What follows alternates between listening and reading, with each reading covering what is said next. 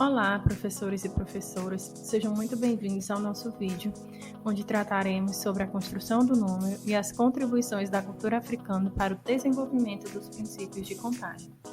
Aqui vocês encontrarão fundamentação teórica, sugestões de atividades e indicações de ferramentas e jogos que poderão contribuir para o seu trabalho. Ao longo do vídeo, vocês poderão pará-lo e ter acesso aos links e QR Codes disponíveis. Sou Carla Carine, formadora de matemática de 1º a 3º ano do ensino fundamental e estarei junto com vocês nessa. Vamos lá? Para trabalharmos a construção do número, vamos refletir usando a nossa imaginação. Primeiro, imagine um prédio. Agora, imagine uma trombeta de anjo.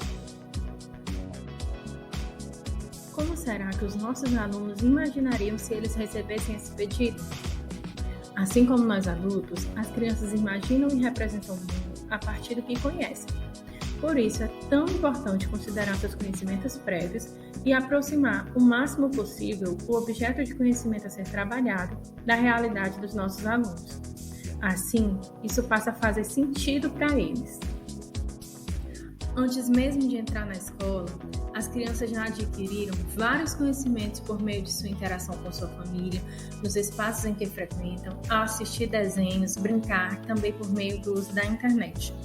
Mesmo sem conhecer o número em si ou a contagem, muitas crianças já desenvolveram o senso numérico, que é uma percepção mais rápida e prática de quantidades sem a necessidade de contar, assim como iniciaram o desenvolvimento de suas competências socioemocionais, entre elas a curiosidade para aprender, que é algo ainda tão forte nas séries em que trabalhamos, pois nós ensinamos crianças que são curiosas, investigativas e amam explorar o novo. Nós precisamos aproveitar essa curiosidade tão própria dessa idade a nosso favor e utilizá-las em nossas atividades que desenvolvemos com nossos alunos.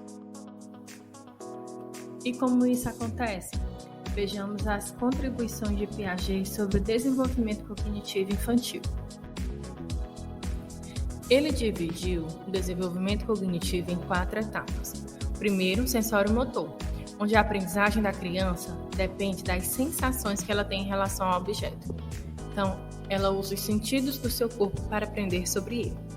Na pré-operacional, que é a segunda etapa, a capacidade simbólica começa a ser desenvolvida por meio da linguagem e da imaginação. No entanto, tudo isso está fortemente ligado ao que ela aprende no sensório-motor. A terceira etapa das operações concretas apresenta a capacidade de abstração por meio do pensamento lógico infantil.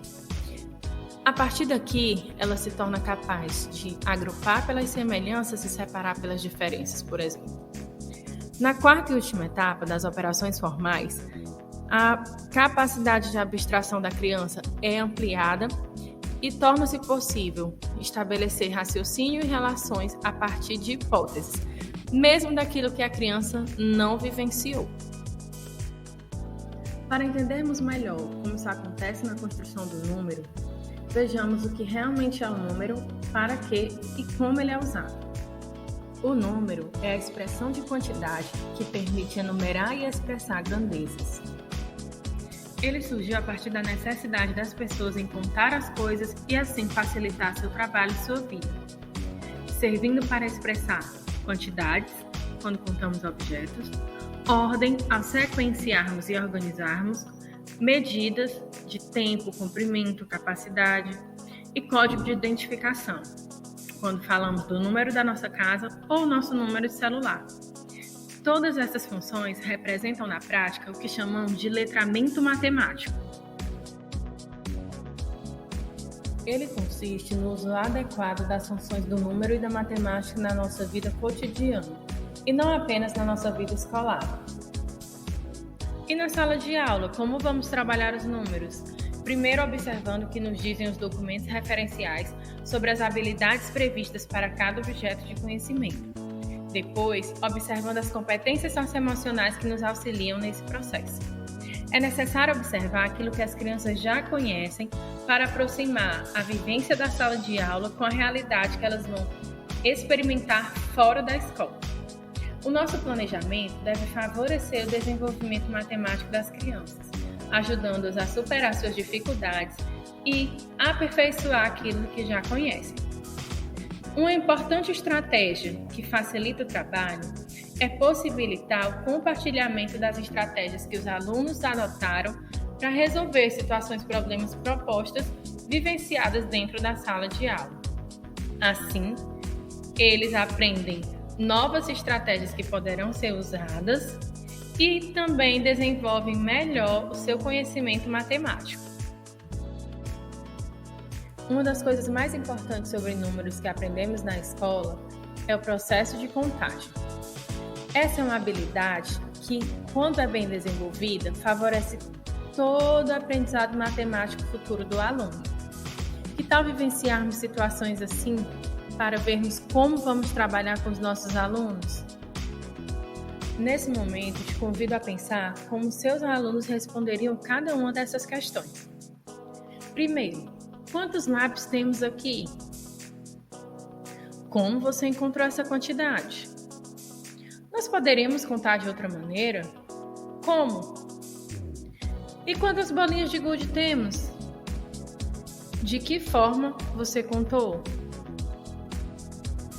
Onde tem mais objetos? No conjunto de lápis ou nas bolinhas de gude? Eu posso contar os lápis e as bolinhas de gude juntos? Você sabe escrever todos os números que falamos nessa brincadeira? Vamos escrevê-los no caderno? Que tal a gente colocar os números na ordem crescente? Vamos ver se os números estão escritos corretamente?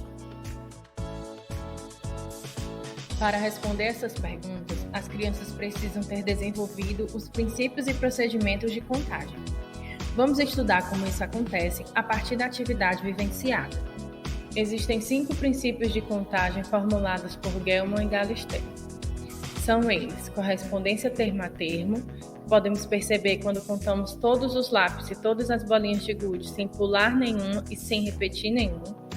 O de ordem estável, que significa que tanto faz se eu vou contar lápis de cor ou bolinhas de gude. A sequência numérica sempre será seguida. Então, 1, 2, 3. O de cardinalidade, que significa que quando eu termino de contar um conjunto, o último número chamado representa a totalidade do grupo. Então, nas bolinhas de gude, o último número chamado foi 6, que representa o total, há 6 elementos nesse conjunto.